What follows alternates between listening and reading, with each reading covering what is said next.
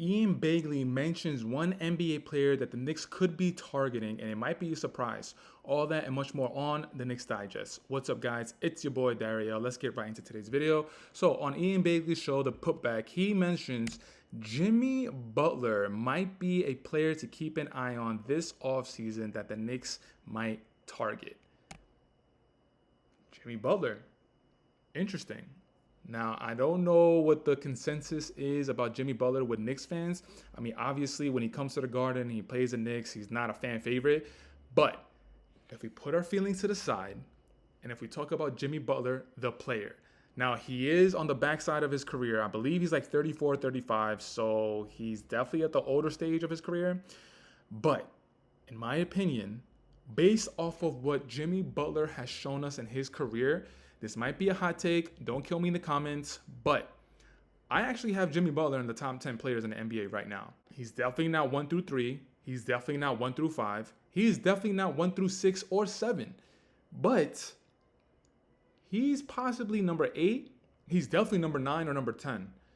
But the reason why I have him in the top 10, of course, you're going to include skills. Of course, you're going to include talent. Of course, you're going to include potential. But one thing that I feel like has really gotten just overlooked in recency NBA news articles and the way the NBA media covers players, they don't really talk about what have you done for me lately.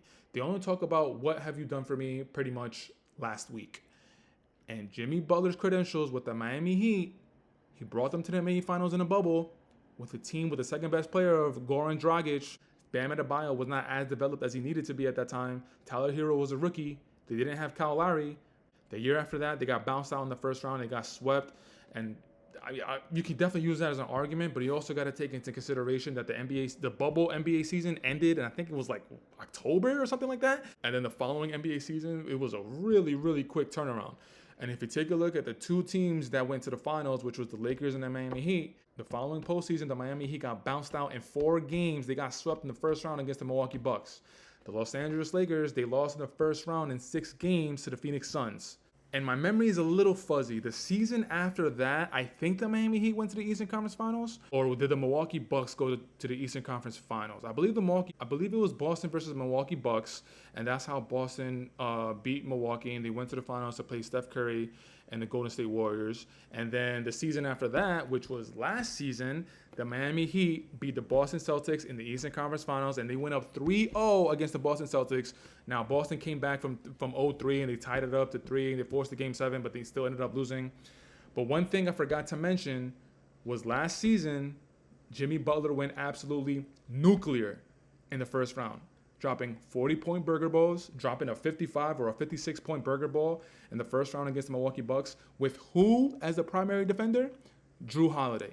And Jrue Holiday, who in every interview that Malika Andrews or Taylor Rooks does, the number one question, who is the most underappreciated, who is the most slept on defender in the NBA? I would say 9 times out of 10, the player that's being interviewed is going to say Jrue Holiday. The amount of times I've heard Jrue Holiday's name within that question for the last few seasons has been insurmountable. But Jimmy Butler absolutely made Jrue Holiday look like his baby. He absolutely baptized him in that series. And of course, if you want to throw the argument that Giannis was injured, he played game 1. Game 1 is when he got injured. He messed up his back in game 1, and then I believe he missed game 2 and 3. I don't think he missed just one game. I believe he missed game 2 and 3. He came back for 4, but they were already down. They might have been down like 2-1 or 3-1, and the Miami Heat just closed it out in 5, I believe. So if you want to use that argument against Jimmy Butler and the Miami Heat, go ahead. I'm not a Heat defender. I'm not a Jimmy Butler defender. I'm just here to talk facts. And the facts are that what Jimmy Butler has done since he's got with the Miami Heat is damn near incredible. It's damn near impossible. Jimmy Butler's next best player is a mixture between Bam Adebayo and Tyler Hero. Tyler Hero, who in my opinion showed us a lot in his rookie season. Since we've seen his potential in his rookie season, it's kind of messed him up. The expectations for Tyler Hero were just exceeding through the roof. And what we have seen from Tyler Hero since that bubble season, it doesn't really match what we've been expecting. And he's also a little bit injury prone. He's been injured for the last few seasons, and Pat Riley, and I believe the exit interview that he had this season, one of the things that he talked about besides Jimmy Butler needing to shut up and talking about the Knicks and the Boston Celtics and how they would have been eliminated if he was still playing, one of the things that Pat Riley mentioned was Tyler Hero is injury prone.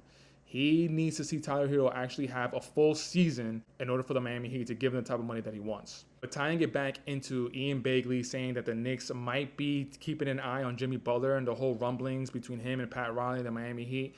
Jimmy Butler being added to the Knicks organization, being added to the Knicks roster, honestly, man, depending on what we would give up, I don't think it'll be a sign and trade or a trade. I don't know what it would look like. I don't know if it's free agency. I don't know exactly what it would look like. If we had to give up players, the players that Miami Heat would be looking for, obviously Julius Randle, OJ Anunoby, Mitchell Robinson, like they'll be looking for our best players, and I don't want to do that. Not at this stage of Jimmy Butler's career. But if somehow, in some miracle, if we're able to just sign him, I don't know, if he takes a huge pay cut, we've seen crazier things happen in the league. But if Jimmy Butler by somehow is added to the Knicks roster, the experience. And on top of that, Jimmy Butler would not have to be the best player on the team. That's unquestionably Jalen Brunson. Jimmy Butler would 100% be the number 2 option. If we keep Julius Randle, again, I don't know what the numbers and the contracts, I don't know the numbers and how they match.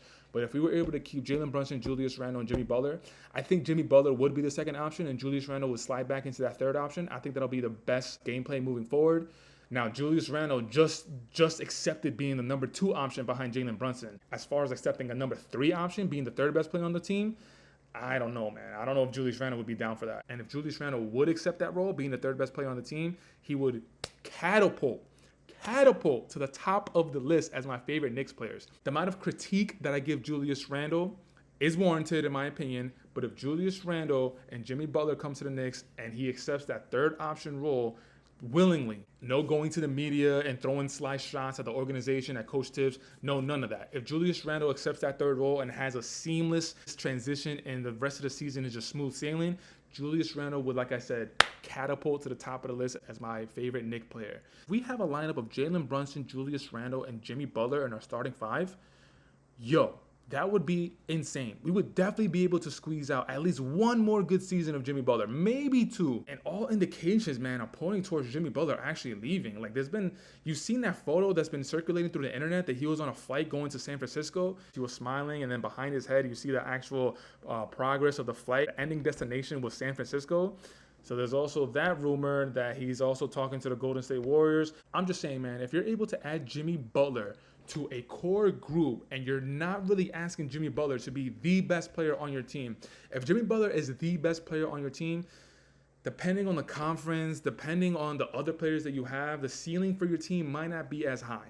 And like I said in the beginning of this video, Jimmy Butler being able to bring the Miami Heat to the NBA Finals twice within the last 4 years with the type of rosters that he's had, I'm still not sure exactly how he's been able to do it. But if you add Jimmy Butler to a core group like the Golden State Warriors, adding them to a core group of Steph, Clay, and Dre, depending on if Clay leaves, which it looks like he's probably leaving for Orlando.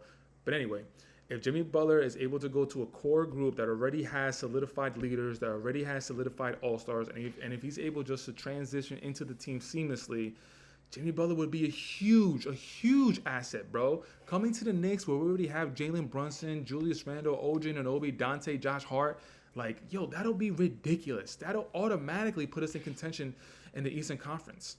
Now, this report has also been backed by a reporter by the name of Sam Quinn, who I believe works for CBS or CBS Sports. He put out an article, Why He Starred Jimmy Butler is in Trade Rumors, Which Teams Are Interested, and Where He Could Land. And in that article, there is a small excerpt where he's talking about Jimmy Butler landing with the Knicks.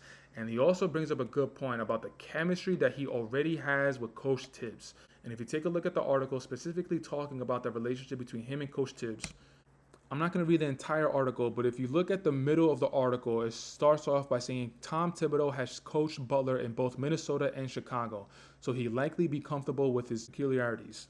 That word is kind of hard to say, but whatever. The Knicks may prefer to wait for a younger star to hit the market, but Butler puts them neck and neck with the Celtics atop the East right now. So shout out to you, Sam Quinn, for highlighting that, which is such a good point. The chemistry between Butler and Coach Tibs is already there. Sam Quinn said in the article, playing for Tibs in Chicago, where Jimmy Butler got drafted, playing for Minnesota, where Coach Tibs was the head coach for, I believe, 3 seasons, going to the playoffs 1 season, and that 1 season when they went to the playoffs, Jimmy Butler was the leader of the team. Now, I know Jimmy Butler is a little rough around the edges, and it really takes a special kind of player to really tolerate the type of player that he is. He is very demanding, and if you kind of take a look at Jimmy Butler's skill level as compared to the rest of the league and the other elite players in the league, you might not want to take certain stuff from Jimmy Butler. But again, one thing you cannot take away from Jimmy Butler is what he's been able to do in his career, what he's been able to do for the Miami Heat franchise, putting them on their back, putting them on his back, 2 finals appearances in the last 4 seasons. Like, you have to listen to what Jimmy Butler says. You have to listen to the game that he's going to be giving whatever team he lands on, whatever young players is on that team. You have to listen to what Jimmy Butler says, and you really have to take it seriously. The last thing I'll say about Jimmy Butler and being linked to the Knicks is more so just on Jimmy Butler as a player. Jimmy Butler, I know, is not a top 3, top 5 talent in the league. There's a difference between talent and player. Jimmy Butler is not a top 3, top 5 talent.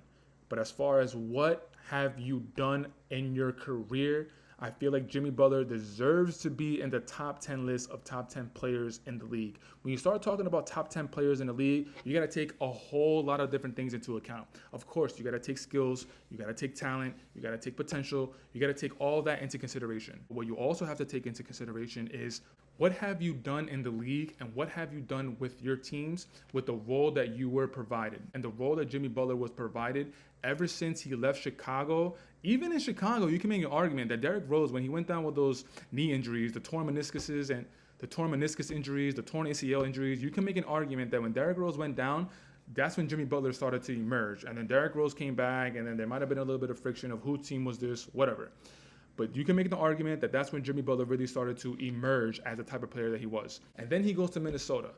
Karl Anthony Towns was still in his younger days of his career, so Jimmy Butler was automatically put as the best player on the team. Karl Anthony Towns was probably the best talent on the team. And like I said, he was younger, so the potential of Karl Anthony Towns was very, very high. So Jimmy Butler, already being a seasoned NBA veteran, I think when he went to the Minnesota Timberwolves, he was automatically placed as the best player. And look at what he did in Minnesota. Him, Karl Anthony Towns, I believe Andrew Wiggins and Zach LaVine were a part of that team. I'm not sure if Zach was on that team, but he was able to be the leader on that team, lead the Minnesota Timberwolves to the playoffs, give Karl Anthony Towns, Andrew Wiggins, and if Zach LaVine was still on that team, a taste of experience, a taste of what the actual playoffs look like. And then he goes to Philadelphia. Look at what he did in Philadelphia, teaming up with Joel Embiid. He was one shot away of going to the Eastern Conference, I believe, semifinals, or it might have been Eastern Conference Finals. Kawhi Leonard, that shot that he hit against Philadelphia when Jimmy Butler was on that team is going to go down as one of the best clutch shots of all time. But Jimmy Butler was, at that time, the best player or the second best player, depending on how you want to talk about Joel Embiid. Again, Joel Embiid was still on the younger side of his career at that time. But Jimmy Butler, if he was the best player or the second best player, look at what he was able to provide the Philadelphia 76ers at that time. He was able to give Joel Embiid, Ben Simmons experience, giving them a taste of what the actual playoffs looked like, how deep, going as far as they did in the playoffs and whatever round that was, showing them what it was like to be that far in the playoffs. And then from Philly, he goes to Miami, and like I've been reiterating for the whole entire video, look at what he's done in Miami for the last 4 seasons. 2 NBA Finals trips. Yeah, he's been 0-2 in those Finals trips, but with the type of roster and the type of talent that the Miami Heat put around him, nobody really expected them going to the Finals in each of those seasons. In the bubble, nobody expected them going to the Finals. Last season, nobody expected them going to the Finals, and even alone getting a win against Denver. I think it's time to put a little bit more respect on Jimmy Butler's name, and if he comes to the Knicks with the lineup of Julius Randle, Jalen Brunson, and Jimmy Butler, I know it's a big hypothetical, and I know it's a big what if, and I know this video has been a really big ups to Jimmy Butler, but I'm just trying to put it into perspective. And if somehow it happens, we got to start talking about the Knicks being neck and neck, not the second best team, but probably neck and neck with the Boston Celtics. But guys, that's it for today's video. I want to say thank you so much for checking it out. And like I just said, I know this has been pretty much a Jimmy Butler big ups video, but I tried to tie it to the Knicks and just the potential of what the Knicks season could be if somehow, by some miracle, we land Jimmy Butler. Leave in the comments. Let me know what you guys think. Don't grill me. Don't cook me in the comments, because I know this was a really big Jimmy Butler video. But leave it in the comments. Let me know what you guys think of a tandem of Jalen Brunson and Jimmy Butler, of a trio of Jalen Brunson, Jimmy Butler, and Julius Randle, the 3 Js, would look like. Let me know if you would like it, if you would like to see it. But until next time, you know the drill, you know the vibes. Taj Gibson for president, wherever you are. Jalen Brunson for all the MVPs, including Las Vegas Summer League MVP. I don't care that you don't play there anymore. You deserve the MVP. The deuce is loose wherever you are, co-MVP. And I'm out, and I'll check you on the next video. Peace. Go Knicks, baby.